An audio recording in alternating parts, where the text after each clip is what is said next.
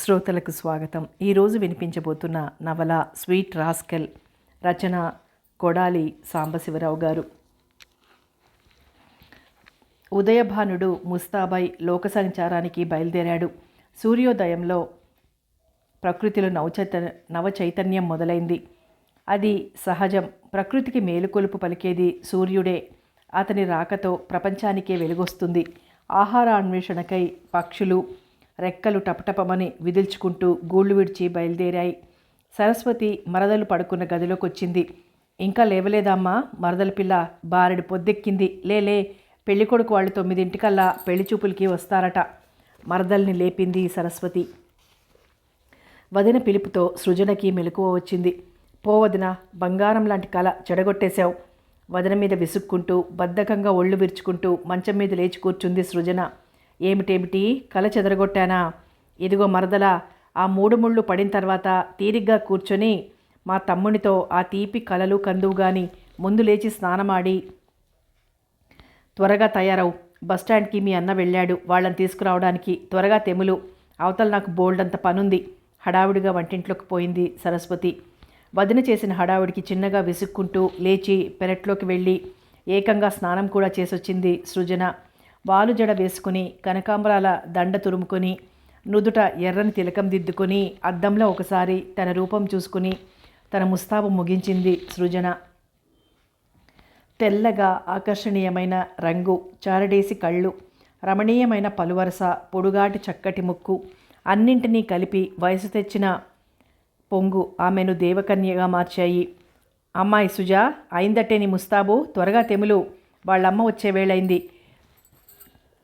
ఇంకా హడావుడి పడుతూ ఒక చిన్న పెట్టెతో ప్రవేశించింది తల్లి సుగుణమ్మ.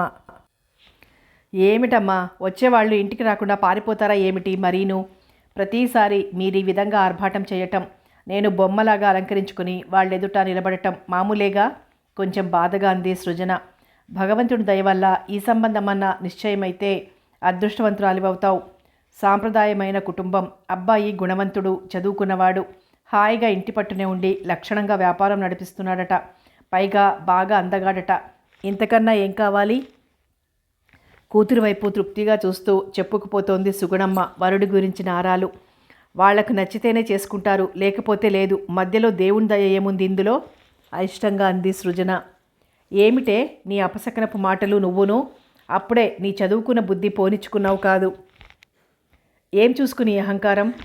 ఎన్ని ఉన్నా ఆడపిల్లవు, అణుకువతో ఉండటం మంచిది. కూతుర్ని కసిరింది సుగుణమ్మ.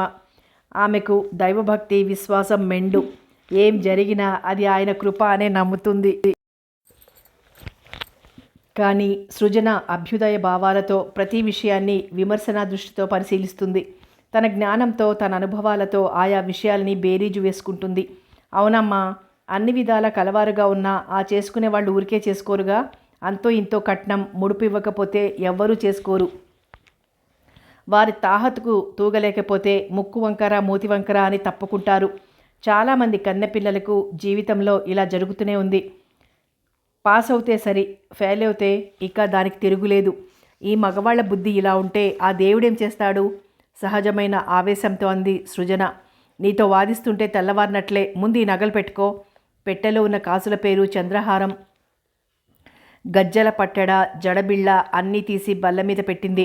అమ్మా, ఇవేనా నగలు? ఇంకా ఉండాలే. ఏమిటమ్మా, మరి జాతరలో అమ్మవారికి దిగేసినట్లు వేసుకుంటేనా పెళ్లి చూపులు? నాకేం వద్దు, తీసి లోపల పెట్టు. వద్దంటే ఎలానే? ఉత్తప్పుడు పెట్టుకోకున్నా ఇలాంటి శుభకార్యాల కన్నా పెట్టుకోకపోతే ఎలా? వచ్చేవాళ్ల ముందు బోసి మెడతో నిలబడతావా ఏమిటి? నిలబడితే ఏం? వచ్చేవాళ్ళు నన్నేగా చూసేది, నగల్ని కాదులే. చిరుదరహాసంతో అంది సృజన. వాళ్ల ముందు కూడా ఇలాగే మాట్లాడు. ఛీ, ఏం పిల్లలో, ఏం బుద్ధులో! విసుక్కుంటూ లోపలికి పోయింది సుగుణమ్మ. తల్లి చాదస్తానికి జాలిపడింది సృజన. ఆమెకు జీవితం పట్ల కొన్ని ప్రత్యేక అభిరుచులు, ఆదర్శాలు ఉన్నాయి. ఆమె మనసు చిత్రమైనది. అసలు పెళ్ళంటేనే ఆమెకి అయిష్టం. దాంపత్య జీవితం, ఆలుమగల కలయిక అంటే ఆమెకు అసహ్యం. అటువంటి వింత ప్రకృతి గల మనిషి అరుదు. తనకిష్టం లేని సంగతి గురించి అమ్మకు, అన్న సూర్యానికి ఎన్నోసార్లు చెప్పింది. కానీ ఆమె మాటల్ని సుగుణమ్మ లెక్క పెట్టలేదు. దానికేం తెలుసురా, అది చిన్నపిల్ల, బరువు మోసేది మనం. బరువు సంగతేంటో మనకు తెలుసు కనుక ఏదో సంబంధం చూసి చేసేస్తే అదే దారికొచ్చి తన సంసారం తాను చూసుకుంటుంది. తల్లి మాటల్లో నిజం గ్రహించిన సూర్యం వరాన్వేషణ మొదలుపెట్టాడు. అప్పటికి 2 సంబంధాలు తప్పిపోయాయి. ఇది 3వది. సృజనకి ఇష్టం లేకపోయినా మనసు చంపుకొని ముస్తాబై వాళ్ళ ముందు కూర్చుని పరీక్షలకు హాజరైన విద్యార్థినిలా వాళ్ళ ప్రశ్నలకు వినయంగా సమాధానాలు చెప్పడం మామూలైంది. అనుకున్నట్లుగానే 9 గంటలకల్లా పెళ్ళికొడుకు వాళ్ళొచ్చారు. అందరికీ కాఫీ పలహారాలు అందించింది. సుజా సుజా అంటూ సృజన చిన్నన్న సామంత్ గదిలోకి వచ్చాడు. సుజా, ఈ పెళ్ళి నాకు ఇష్టం లేదని అన్నయ్యతో చెప్పు. ఎందుకు? అర్థం కాక అడిగింది ఆశ్చర్యంగా సృజన. కారణం చెప్పకుండా ఇష్టం లేదని ఎలారా చెప్పటం? అయినా ఒక్కనాడైనా నా ఇష్టాలు ఆలోచించారా? బలవంతంగానైనా పెళ్లి చేసి నన్ను వదులుచుకోవాలని చూస్తున్నారు. కానీ వచ్చే దుఃఖాన్ని ఆపుకుంటూ అంది సృజన. ఆవేశంతో పిడికిలి బిగిస్తూ అరిచాడు సామంత్. వాడు ఉత్త రోగ్, వాడికి ఇదివరకే పెళ్ళైంది. నిజంగానా? ఆశ్చర్యం నిండిన చూపులతో ఆదుర్దాగా అడిగింది సృజన సామంత్ వైపు చూస్తూ. నిజం సుజీ, ఈ విషయం అమ్మతో చెప్పాను. నా మాట లెక్క చేయటం లేదు. నువ్వైనా ఏదో విధంగా ఈ సంబంధాన్ని తప్పించుకునే మార్గం ఆలోచించుకో. తర్వాత నీ ఇష్టం. సామంత్ మాటలకి శిలా ప్రతిమల నిల్చుండిపోయింది సృజన. అంతరంగమంతా అనిర్వచనీయమైన బాధతో నిండిపోయింది. సరస్వతి ఇటు రావడం చూసిన సామంత్ మెల్లిగా అవతలికి జారుకున్నాడు. శూన్యంలోకి చూస్తూ అలాగే నిలబడిపోయింది సృజన పుస్తకం తిరిగేస్తోంది. కానీ ఆ పుస్తకంలో ఏ వస్తువు ఆమె మెదడుకు చేరడం లేదు. కళ్ళు అక్షరాల వెంట పరిగెడుతున్నాయి. కానీ మనసు ఏదో విషయాన్ని గురించి తీవ్రంగా ఘర్షణ పడుతోంది. విసుగ్గా పుస్తకం మూసేసి పక్కన పడేసింది. ఉదయం జరిగిన పెళ్లి చూపుల తంతు సినిమా రీళ్లలా కళ్ల ముందు కదిలింది. నీ పేరేమిటమ్మా? అడిగాడు పెండ్లి కొడుకు తండ్రి రంగారావు. సృజన ముక్తసరిగా జవాబిచ్చింది. ఎంతవరకు చదువుకున్నావు? గొంతు వరకు అందామనుకుంది. కానీ ఎదురుగా క్రూరంగా తనను చూస్తున్న అన్నను చూసి తెచ్చుకున్న సౌమ్యంతో బిఏ అని చెప్పింది. వంట వార్పు ఇంటి పనులు చేయడం వచ్చా అమ్మా? పెళ్లి కొడుకు తల్లడిగింది. మీ అబ్బాయికి వచ్చా అని అడుగుదామనుకుంది. ఎదురుగా కళ్ళెర చేసి చూస్తున్న తల్లిని చూసి ఆ ప్రయత్నం మాని తలాడించింది. తను అడగాలనుకున్న ప్రశ్నలకు సమాధానాలు ఎప్పుడు దొరికేది? అన్న క్రూరంగా, అమ్మ కళ్ళెర చూస్తుంది. ఎలా? తన ఆటలు సాగవు అని అనుకుంది సృజన తన మనస్సులో. సృజన చెప్పిన సమాధానాలు విన్న తర్వాత పెళ్లి కొడుకు తల్లిదండ్రులు ఆమె నచ్చినట్టుగా తలలు ఊపుకున్నారు. పెళ్లి కొడుకు సుధీర్ మాత్రం ఎన్నడూ ఆడదాన్ని చూడనట్లు వింత మృగంలా నమిలి మింగేలా చూస్తుంటే సృజనకు ఒళ్లంతా తేళ్లు పాకినట్లు ఫీల్ అయి ముళ్ల మీద కూర్చున్నట్లు అనిపించింది. అతని పట్ల అసహ్యభావంతో ముఖం తిప్పేసుకుంది. చదువుకున్నాడట, ఎందుకు తగలబెట్టనా? ఎదుటివారి పరిస్థితుల్ని గమనించలేని సంస్కారం, ఎదుట కూర్చున్నది కూడా మనిషేనని, జూలో జంతువు కాదని తెలుసుకోలేని సునిశ్చితత్వం లేకపోయినవాడు వాడు ఒక మనిషేనా అన్న ఊహ రాగానే ఇంతకుముందు జరిగిన తతంగానికి తనకు కలిగిన అసహ్యాన్నంతా కూర్చి రాంబాణం లాంటి ఓ చురుకైన చూపును చూసింది అతన్ని.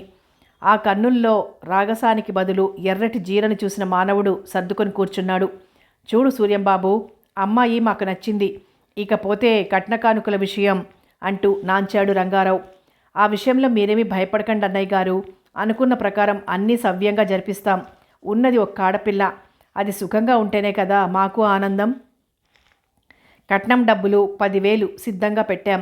మీరింకా ముహూర్తం పెట్టించడమే ఆలస్యం అభయమిస్తున్నట్లుగా అంది సుగుణమ్మ. అవునండి, దాని పెళ్లి కోసం నాన్నగారు చేసిన ఇన్సూర్ డబ్బు సిద్ధంగా ఉంది.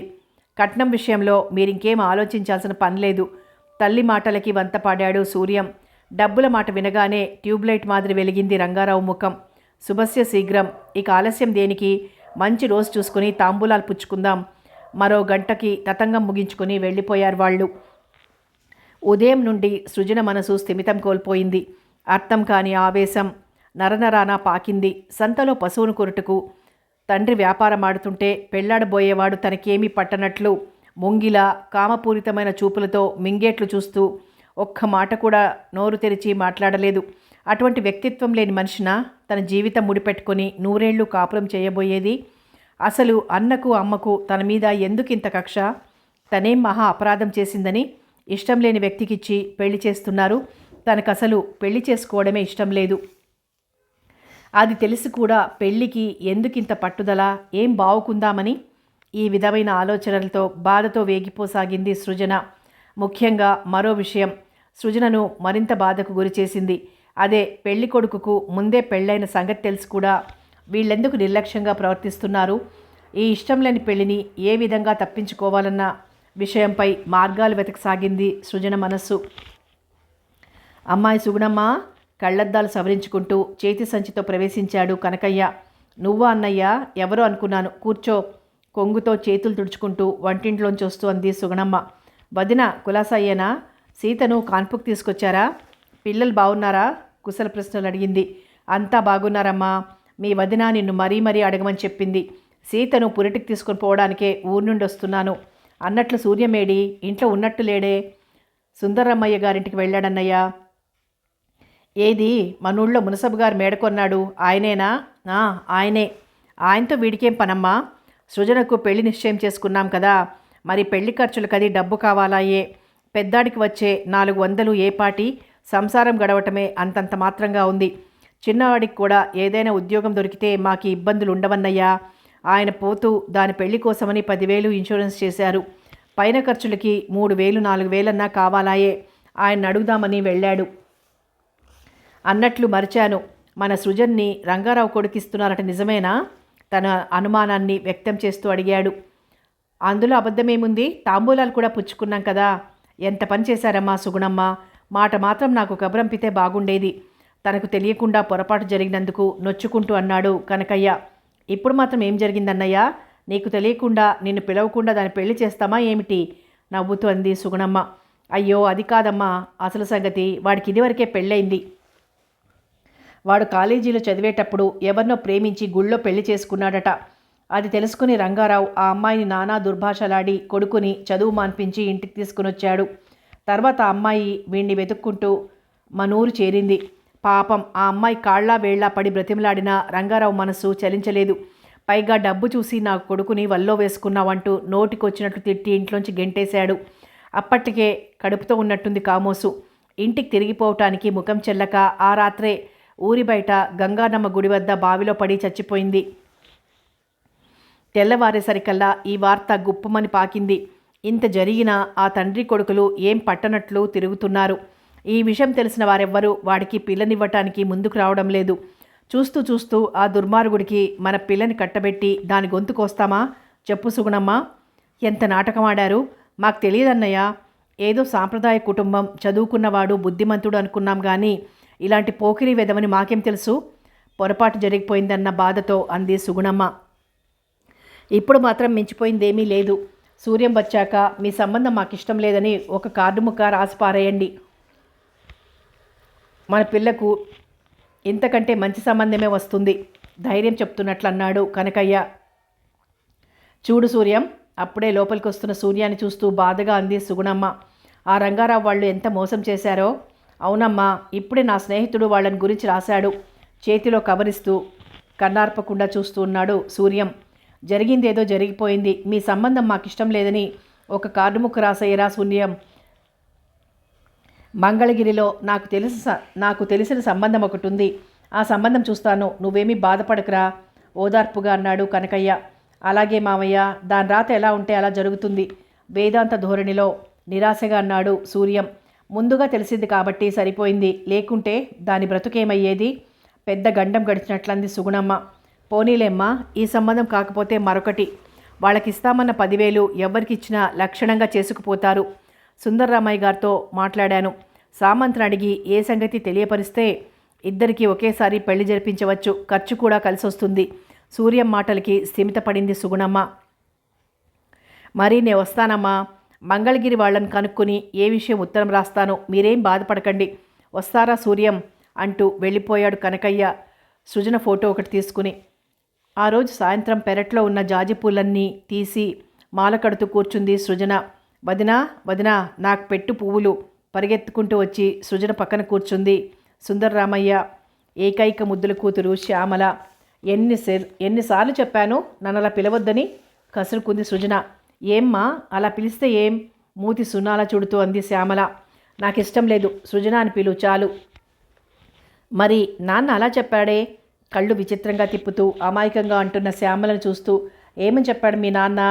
చిన్నగా నవ్వుతూ అంది సృజన. మీ అమ్మనేమో అత్తయ్యని, పెద్దన్నయ్యనేమో బావా అని, నిన్నేమో వదిన అని, చిన్నన్ననేమో చి పో, నాకు సిగ్గేస్తోంది. సిల్క్ పావడాలో ముఖం దాచుకుని సిగ్గుపడుతున్న ఆ పిల్లని చూస్తుంటే సృజనకి జాలేసింది. పాపం, అభం శుభం తెలియని అమాయకురాలు. తండ్రి ప్రోద్బలం వల్ల చిన్నన్నయ్య మీద ఆశలు పెంచుకుంటోంది. వాడు ఈ పిల్లని పెళ్లి చేసుకుంటాడా ఏమో. చివరికి ఈ పిల్ల జీవితం ఎలా మారుతుందో. ఈ పిచ్చి పిల్ల కూడా పెళ్ళంటే మహా సంబరపడిపోతోంది. మరి తనో? పెళ్ళి, దాంపత్య జీవితం అంటే విముఖత చూపే తన వింత ధోరణి తనకే అర్థం కాదు. సృజన, నువ్వెవరినైనా ప్రేమించావా? శ్యామల ప్రశ్నకు సృజనకు నవ్వాగలేదు. ఎందుకమ్మా అలా నవ్వుతావు? ముఖం చిన్నబుచ్చుకుంటూ అంది శ్యామల. ఎందుక నీ పిచ్చి ప్రశ్నకు? నువ్వు కాలేజీలో చదివావుగా. ప్రేమించడం తెలుసులే నీకు. ఎలాగో నాకు చెప్పవు? సృజన ప్లీజ్, బ్రతిమాలుతున్నట్లు అడుగుతున్న శ్యామల మాటలకి ఈసారి మరింత పెద్దగా నవ్వింది సృజన. ఎందుకమ్మా నవ్వుతావు? నీకెప్పుడు నవ్వులాటే. అసలు నీతో మాట్లాడను. అలిగి అక్కడి నుండి వెళ్ళిపోతున్న శ్యామలని చూస్తూ, ఏయ్ శ్యామల, పూలు తీసుకెళ్ళు పిలిచింది సృజన. నాకేం వద్దుపో. శ్యామల పోతున్న దిక్కుగా చూస్తూ మరోసారి జాలిగా చూస్తూ నవ్వుకుంది సృజన తనలో తాను. సూర్యం, సృజన, సామంత్లు భోజనాలకు కూర్చున్నారు. సరస్వతి ముగ్గురికి వడ్డన చేస్తోంది. వదిన, నా మీద నీకు కోపం ఉంటే 2 దెబ్బలు కొట్టు. అంతేగాని నీ కసి అంతా కూరల ద్వారా తీర్చుకోవడం ఏం బాగాలేదు. సామంత్ మాటలకి తెల్లబోతూ అన్నాడు సూర్యం. ఏమిట్రోయ్, మీ వదిన మీద దండయాత్ర లేవదీస్తున్నట్లున్నావు? ఇంకేముంటుంది, కూరలోనో చారులోనో కొంచెం కారమో ఉప్పో ఎక్కువైనట్లుంది. అదే వీడి బడాయి, వెక్కిరింపుగా అంది సృజన. చూడు మరిది, నాతో రోజు అది బాగోలేదు ఇది బాగోలేదు అని పోరు పెట్టే కంటే ఓ చక్కని వంటలక్కని చూసి ముడేసుకుంటే సరిపోలా? ఎంచక్క నువ్వు కోరిన రీతిలో వండి పెడుతుంది. సరస్వతి హాస్యానికి అందరూ నవ్వుకున్నారు. చూడరా సామంత్, అప్పుడే మీ వదిన ప్లాన్ వేసుకుంటోంది వచ్చే తోటికోడలికి డ్యూటీ అప్పగించి తీరిగ్గా కూర్చుందామని. సూర్యం మాటలకి అక్కడేమో మహా నన్ను కూర్చోబెట్టి సుఖపెట్టినట్లు బుడుక్కుంది సరస్వతి. భోజనాలయ్యాక చదువుదామని పుస్తకం తెరిచింది సృజన. సామంత్ గదిలో మాటలు వినిపించడంతో చదువు మానేసి సంభాషణలు వినసాగింది. పిల్లవాడు మంచివాడు, చదువుకున్నవాడు. దాని బ్రతుకు నిశ్చింతగా దొర్లిపోతుందనుకున్నాం. కానీ వాళ్ళింత మోసం చేస్తారని గ్రహించలేకపోయాంరా సామంత్. వాడి గురించి నాకు ముందే తెలుసున్నయ్యా. ఏది ఆ రోజు అమ్మకు చెబుతుంటే నీకేం తెలియదు, నువ్వు ఊరుకోరా అంటూ పెద్దరికంతో దులిపేసింది నా మాటల్ని. ఇప్పుడు చూడు, తాంబూలాలు పుచ్చుకున్నాక పెళ్ళాగిపోతే ఎంత అప్రతిష్ట, నిష్ఠూరంగా అన్నాడు సామంత్. వాడింత భాగోతం జరిపాడని నాకు మాత్రమేం తెలుసు? మగపిల్లవాడు ఎట్లా తిరిగినా చెల్లుతుంది కానీ తప్పు తనది కానట్లు మాట్లాడింది సుగుణమ్మ. పోనీలేమ్మా, ఏదో జరిగిపోయింది, ఇప్పుడు విచారించి ప్రయోజనం లేదు. ఆ సంబంధానికి నీళ్లు వదులుకుంటే సరి. మంగళగిరి సంబంధం మాట్లాడమన్నాడుగా కనకయ్య మామ, చూద్దాం. మరి నీ మాట ఏమిట్రా సామంత్? నా మాట అదేమిటి? ఆశ్చర్యపోతూ అడిగాడు సామంత్. అదేరా, అన్నయ్య వెళ్తే నీ పెళ్లి విషయం హెచ్చరించాడట సుందర్రామయ్య అంది సుగుణమ్మ. అవును సామంత్, వాళ్ళమ్మాయి శ్యామలను పెళ్లి చేసుకుంటే ఖర్చులన్నీ తనే భరించి మీ ఇద్దరి పెళ్ళిళ్ళు జరిపిస్తానన్నాడు. చూడన్నయ్య, మీ మాట వినలేదని బాధపడొద్దు. నా పెళ్లి విషయం మీరేమీ జోక్యం చేసుకోవద్దు. ఆ పిచ్చి పిల్లని చేసుకుని నేనేం సుఖపడగలనో చెప్పండి. అసలు ఉద్యోగం దొరికేంత వరకు పెళ్లి చేసుకోదలుచుకోలేదు. సృజన ఆడపిల్ల, దాని విషయం ఆలోచించండి. బాగా ఆలోచించుకో సామంత్. కలిగిన సంబంధం. క్షమించన్నయ్యా, ఆ విషయంలో మాత్రం నన్ను అట్టే ఇరుకున పెట్టకు. మాటలు ఆగిపోయాయి. సృజన ఆలోచనలో పడిపోయింది. అయితే అతడికి ఇదివరకే పెళ్ళైన సంగతి అన్నయ్యకు తెలిసిందన్నమాట. పోనీలే, ఇప్పటికన్నా తెలుసుకున్నారు. తనకిష్టం లేని సంబంధం తప్పిపోయినందుకు తృప్తిగా నిద్రాదేవి ఒడిలోకి జారిపోయింది సృజన. కనకయ్య వద్ద నుండి ఉత్తరం వచ్చింది. మంగళగిరి నుండి అమ్మాయిని చూసిపోవటానికి సోమవారం 4 గంటలకు వస్తారట. మీరు సిద్ధంగా ఉండండి. అబ్బాయికి హైదరాబాద్ బ్యాంక్లో ఉద్యోగం. ఒక్క కొడుకు, అందగాడు. కట్నం అది పుచ్చుకోరట. అబ్బాయి తల్లిదండ్రులు చాలా సౌమ్యులట. అన్ని విధాలా మనకి సంబంధం బాగుంటుంది. మీరు మాత్రం తయారుగా ఉండండి అంటూ రాశాడు. ఆ విషయం వినేసరికి ఒళ్ళు మండిపోయింది. మళ్ళీ బొమ్మలాగా సింగారించుకుని వాళ్ళెదుట కూర్చోవాలి. తను వాళ్ళు అడిగే చచ్చు ప్రశ్నలకి పొందిగ్గా సమాధానాలు చెప్పాలి. తర్వాత మళ్ళీ మొదలు. అన్నయ్య అమ్మ నన్నెందుకు అర్థం చేసుకోరు? తనకు పెళ్లి చేసుకోవడం ఇష్టం లేదని తెలుసు కూడా వీళ్ళెందుకు తన పెళ్లి గురించి ఇంత తాపత్రయపడుతున్నారు? ఆడదానిగా పుట్టడమే మహాపాపమా?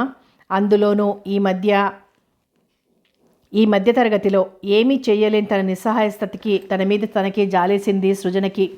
ఈరోజు పెళ్లి చూపులకి వెళ్ళాలనుకుంటే శరీరం పులకరించిపోతోంది సారథికి. అందులో ఆ అమ్మాయి ఫోటో చూసినప్పటి నుండి ఆమెను సజీవంగా ఎప్పుడు చూస్తానా అని వేగిరపడుతోంది మనస్సు. తొందర పెడుతున్న హృదయాన్ని నొక్కి ఉంచటం సాధ్యం కావటం లేదు. ఆ అమ్మాయిని చూడకముందే ఆమె రూపాన్ని తన హృదయ పంజరంలో భద్రపరుచుకున్నాడు. ఇంతకు ఆమెకు తను నచ్చుతాడో లేదో. ఎందుకు నచ్చవు? అద్దంలోని తన ప్రతిబింబం రెట్టించినట్లయింది. మళ్ళీ ఒకసారి అద్దంలో చూసుకున్నాడు తన రూపాన్ని. చామన ఛాయ, కొంటెదనంతో నిండిన చిన్న కళ్ళు, కొద్దిగా లావు పెదవులు, చిన్న గడ్డం, విశాలమైన పాలభాగం, కుడివైపు శనగబద్దంత పుట్టుమచ్చ, 6 అడుగుల విగ్రహం, చూపరులను ఇట్టే ఆకర్షించే ఉంగరాల జుట్టు.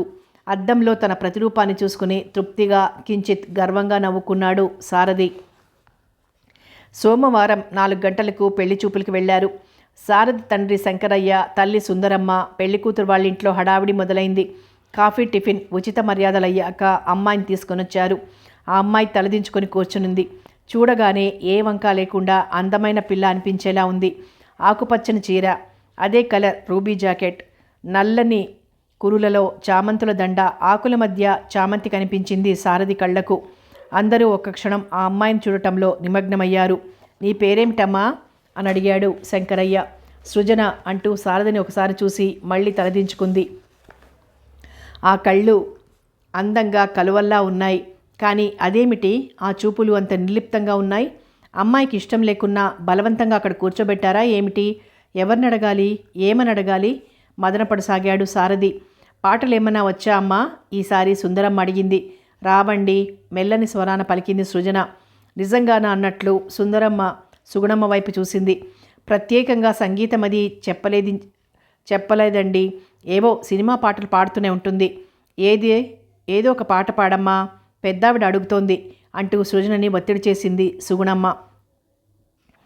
సృజన కొంచెం ఇబ్బందిగా కదిలింది. సృజన అవస్థ గమనించి సారథి, వద్దులేండి, గొంతు విన్నాంగా తాపీగా అన్నాడు. అతని ఊహ నిజమైంది. పాట వద్దన్నందుకు ఆ అమ్మాయి కళ్ళెత్తి చూసి తలదించుకుంది. సరే, వెళ్ళగానే ఉత్తరం రాస్తామండి, మరి సెలవు తీసుకుంటాం అంటూ లేచారు. వెళ్లే ముందు సృజనని ఏకాంతంగా కలుసుకుని మాట్లాడదామనుకున్న కోరిక తీరనే లేదు సారథికి. సృజన ఆఫీస్ నుండి వస్తూ ఇంటిలో అడుగుపెట్టాడు. పక్కింటి 10 ఏళ్ల రవి చేతిలో ఏదో పట్టుకుని బయటకొస్తూ సూర్యం కళ్ళలో పడ్డాడు. అతన్ని చూడగానే వాడిలో బెరుకు, భయం స్పష్టంగా కనిపించాయి. తప్పించుకుపోయే మార్గం కూడా కనిపించలేదు. ఏమిట్రా రవి, ఎవరిచ్చారు నీకిది? మామూలుగా అడిగాడు సూర్యం. అతని మనసులో ఏవో ఆలోచనలు కదలాడాయి. సృజనకి ఇచ్చింది, పోస్ట్ చేయమని అన్నాడు.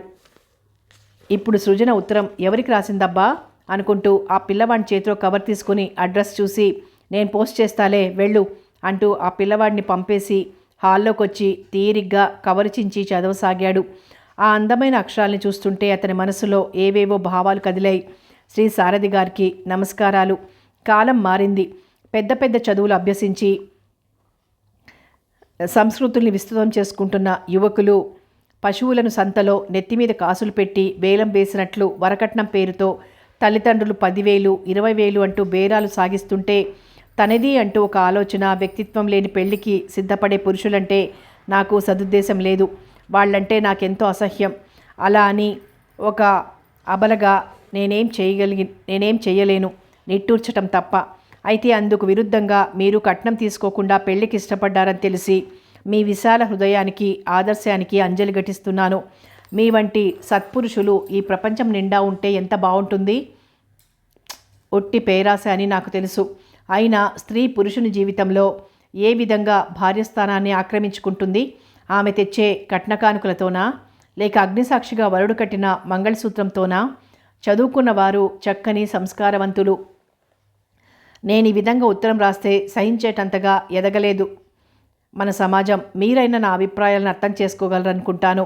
ఒక ముఖ్య విషయం తెలియపరచాలనే ఈ ఉత్తరం రాస్తున్నాను. నాకు పెళ్ళంటేనే ఇష్టం లేదు.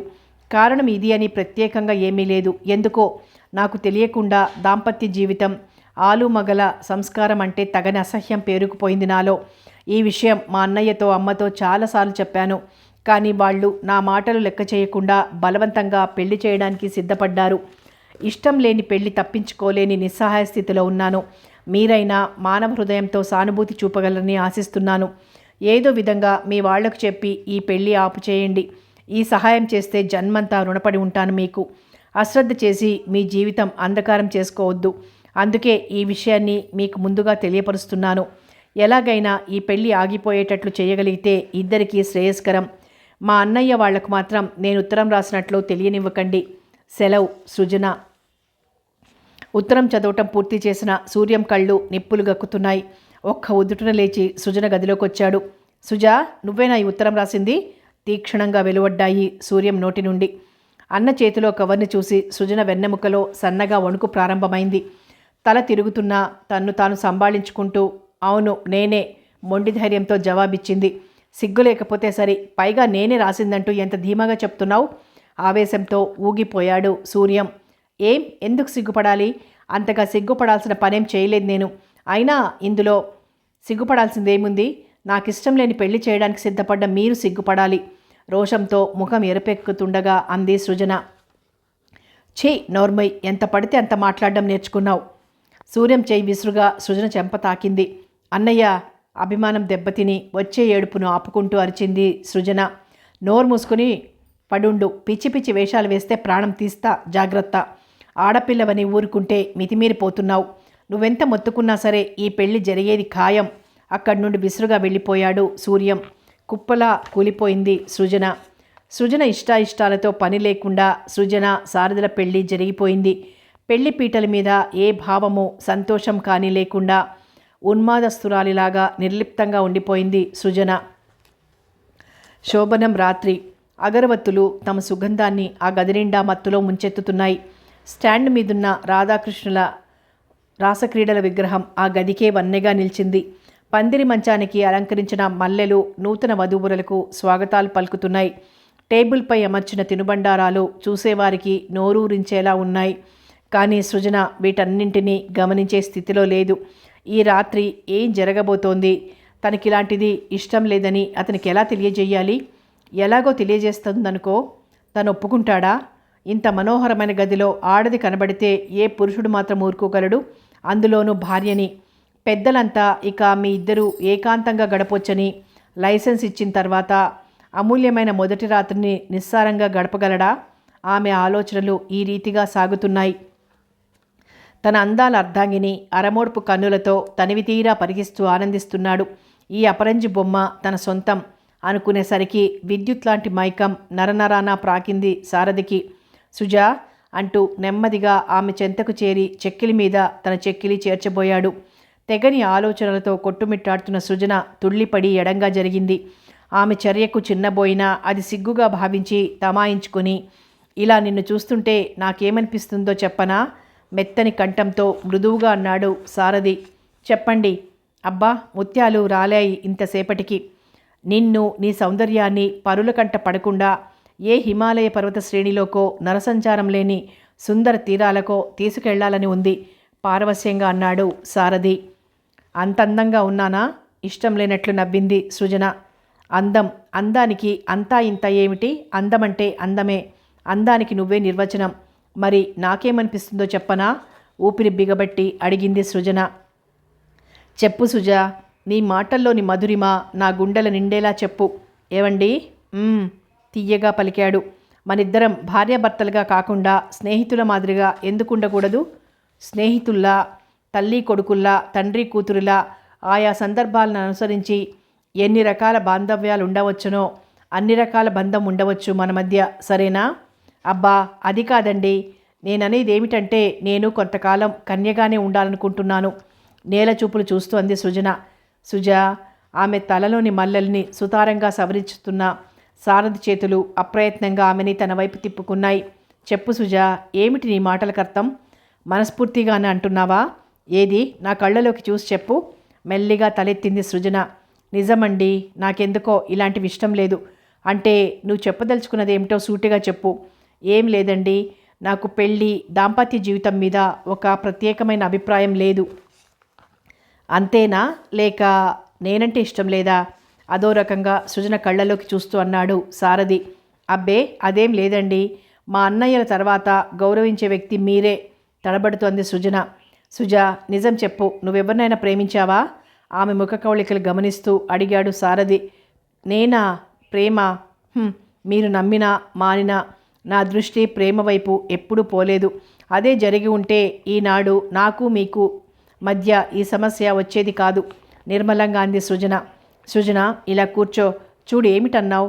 నీకు పెళ్ళంటే, భర్త దాంపత్య జీవితం అంటే ఒక ప్రత్యేకమైన అభిప్రాయం లేదా? ఇదెక్కడి విడ్డూరం? ఇది నీకు కలిగిన అభిప్రాయమా, లేక ఏదైనా నవలగాని చదివి ఏర్పరచుకున్న అభిప్రాయమా, లేక మరేదైనానా? ఏదైనా చెప్పు సుజా. నాతో మాట్లాడడం కూడా ఇష్టం లేదా? అదేం కాదు, మీతో ఎలా మాట్లాడాలో తెలియడం లేదు. సరే, ఈ సంగతి పెళ్ళి ముందుగా ఎందుకు తెలియపరచలేదు? అప్పుడు ఇలాగే అనుకున్నాను, కానీ మా అమ్మ అన్నయ్య నన్ను నోరెత్తనివ్వలేదు. మీకు నా మనసు విప్పి రాసిన ఉత్తరం మా అన్నయ్య చేతిలో పడింది. ఈ విషయం బయటికి పొక్కితే నాకు పెళ్ళే కాదని భయపడి మా వాళ్ళు నన్ను చివాట్లు పెట్టి నా నోటికి తాళం వేశారు. నా తప్పేం లేదన్నట్లుగా చెప్పింది సృజన. అయోమయంగా జుట్టు పీక్కున్నాడు సారథి. కొన్ని నిమిషాల పాటు ఇద్దరి మధ్య మౌనం రాజ్యమేలింది.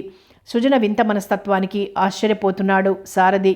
అంతవరకు అతని అంతరంగమందు రగులుకున్న కోర్కెలు, ఆశల హృదయాలలో ఇంకిపోయాయి. వాటి స్థానంలో అనిర్వచనీయమైన బాధ చోటు చేసుకుంది. చూడండి, మీరు చదువుకున్నవారు, ఎదుటి మనిషిని పరిస్థితులు అర్థం చేసుకోగలరనుకుంటాను. భర్తగా మిమ్మల్ని ప్రేమించి గౌరవించగలను, కానీ జంతువుల్లా స్త్రీ పురుషుల కలయిక, సెక్స్ మీద తగని అసహ్యం నాకు. అలాగే సుజా, నీకిష్టం లేని పనిచేసి నీ మనసు నొప్పించేటంతటి మూర్ఖుణ్ణి కాదు. ఇవాల్టికి పడుకో, మిగిలిన విషయాలు రేపు మాట్లాడుకుందాం అంటూ కుర్చీలో కూర్చొని కాళ్ళు టేబుల్పై పెట్టి కళ్ళు మూసుకున్నాడు సారథి. అలా కళ్ళు మూసుకున్న సారథిని తదేకంగా చూస్తూ ఆలోచనలో పడి అలాగే కూర్చుండిపోయింది సృజన. కళ్ళు తెరిచిన సారథి సృజన వైపు చూస్తూ, పడుకో, నీ ఇష్టం లేకుండా నిన్ను ముట్టనుగాక ముట్టను, నువ్వు నిశ్చింతగా నిద్రపోవచ్చు అంటూ తలగడ బ్లాంకెట్ తీసుకుని వరండాలోకి వెళ్ళిపోయాడు. సారథి వెళ్ళిన వైపే చూస్తూ ఆలోచనలతో సతమతమవుతూ ఎప్పటికో నిద్రలోకి ఒరిగిపోయింది సృజన. కానీ సృజన అంత త్వరగా స్థిమితపడలేకపోతున్నాడు సారథి. ఈ రాత్రి గురించి తను ఎన్నో పసిడి కలలు కన్నాడు. పెళ్లిలో పువ్వులాంటి సృజనని తన మిత్రులంతా ఎన్ని రకాలుగా అభినందించారు. కానీ ఈ పువ్వు వాసన లేని కాగిత పువ్వని వాళ్ళకెలా తెలుస్తుంది? అవ్యక్తమైన బాధతో నిద్ర రాక ఆవేశంతో అటు ఇటు దొర్లసాగాడు. ఆరు బయట పుచ్చపువ్వు లాంటి వెన్నెలా మెరిసిపోతోంది. నెలరాజు తన చల్లదనాన్ని కిరణాలతో వజ్రావాహిని ఓలలాడిస్తున్నాడు. సారథికి నిద్ర పట్టక లేచి కూర్చుని సిగరెట్ వెలిగించాడు. తాపీగా సిగరెట్ కాలుస్తూ వరండాలో పచారు చేయసాగాడు. ఏదో ఆలోచనలో పడి బెడ్రూంలోకి అడుగుపెట్టాడు. అక్కడ పూలతో అలంకరింపబడిన మంచంపై ఆదమరిచి నిద్రిస్తున్న సృజన దేవకన్యలాగా వెలిగిపోతోంది. ఫ్యాను గాలికి ఆమె పయ్యద మంచం క్రిందికి జారింది. విశ్రాంతి తీసుకుంటున్న ప్రియునికి మెల్లిగా విసురుతున్న ప్రియురాలిలా ఊగిసలాడుతోంది. పున్నమి చంద్రునికి అడ్డం వచ్చే మేఘమాలికల్లా ఆమె ముఖంపై ముంగుర్లు ముసురుకుంటున్నాయి. పసిపాపలా ఆదమర్చి నిద్రపోతున్న సృజనను చూస్తూ, అబ్బా, ఈ సౌందర్య రాశిని చూస్తూ ఊరుకోవటం ఎలా? ఇంతకంటే కఠినమైన శిక్ష మరొకటి ఉంటుందా? వేడి నిట్టూర్పు విడిచాడతను. నిద్రలో పక్కకు కదిలింది సృజన. ఉలిక్కి పడ్డాడు సారథి. సృజన పాలరాతి వంటి కాళ్లను చూసేసరికి మతి పోయిందతనికి. అలా రెప్పవాల్చకుండా చూస్తున్న అతనిలో ఏవో మధుర భావనలు, చిలిపి కోర్కెలు ఉద్భవించసాగాయి. అతనిలో మార్పు రాసాగింది. కళ్ళల్లో ఎర్రజీరలు ఏర్పడసాగాయి. ఉచ్ఛ్వాస నిశ్వాసాలు అధికమవుతున్నాయి. గుండె వేగంగా ఎగిసిపడుతోంది. అంతే, తనేం చేస్తున్నాడో తనకే తెలియని స్థితిలో సృజన పక్కన చేరాడు. తన శరీరానికి మరో శరీరం స్పర్శ తగిలేసరికి ఉలిక్కిపడి మేల్కొంది సృజన.